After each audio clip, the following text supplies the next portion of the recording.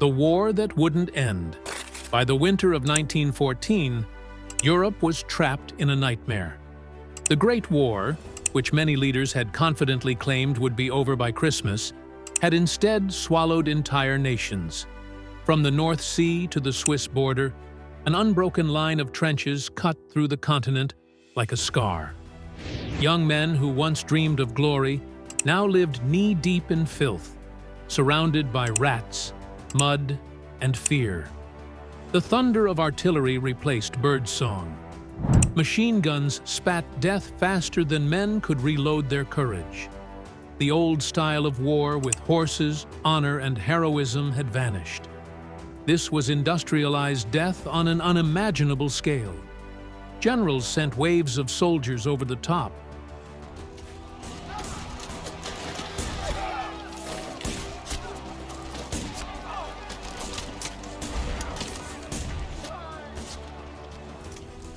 Hoping for breakthroughs that never came.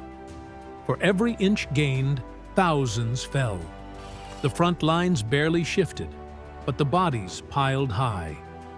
Across Europe, families waited for letters that never arrived, while governments promised victory just one more push away. The war had become a brutal test of endurance, not of tactics, but of human will. Every nation was bleeding, every soldier was broken, yet none could stop. By 1916, both sides were desperate for a way to end the stalemate. The Germans turned toward the fortress city of Verdun, hoping to bleed France white. The British planned a massive offensive along the river Somme. What came next would define the meaning of hell, two battles so vast and terrible that they would change the very nature of war forever.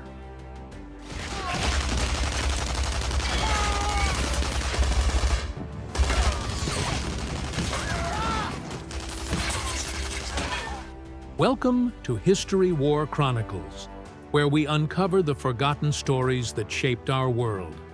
If you love powerful tales of courage, tragedy, and survival, make sure to like, subscribe, and turn on the bell so you never miss an episode. Part 1. The Battle of Verdun. In February 1916, Germany launched its most ambitious assault yet, the Battle of Verdun. Their goal was cruel but strategic to crush French morale by attacking a place of national pride. Verdun, with its ancient forts and symbolic importance, was the soul of France.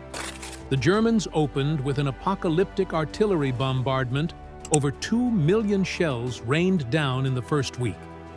The ground shook, forests vanished, and villages turned to dust. The noise was so deafening that men went insane. French soldiers described it as hell on earth. Under General Philippe Pétain, the French made their stand.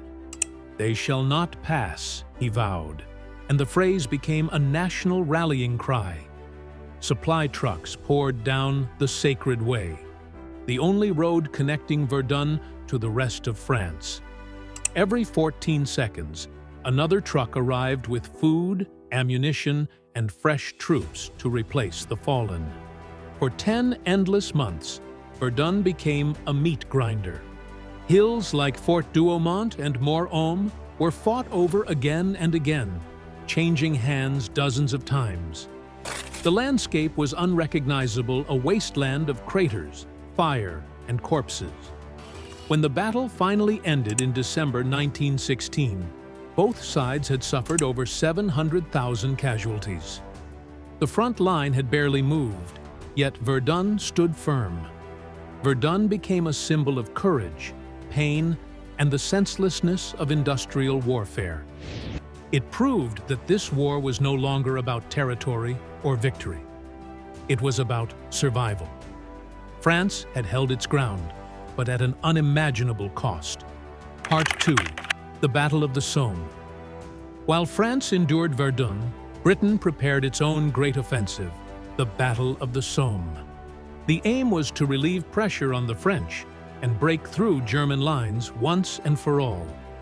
In late June 1916, British artillery opened fire with over 1.5 million shells. Commanders believed the bombardment would destroy enemy defenses completely. Young soldiers were told that when the guns stopped, they could simply walk across no man's land. At 7:30 a.m. on July 1st, 1916, the whistles blew. Thousands of men climbed from their trenches and marched forward calm, steady, and brave. But the Germans had survived deep inside reinforced bunkers. The bombardment had failed. Within minutes, machine guns opened fire. Men fell in waves, mowed down before they even reached the wire. By nightfall, nearly 20,000 British soldiers were dead, the bloodiest single day in British history. Still, the battle raged on for months. Tanks appeared for the first time, slow and unreliable, but terrifying to the enemy. Airplanes fought dogfights above while men drowned in mud below.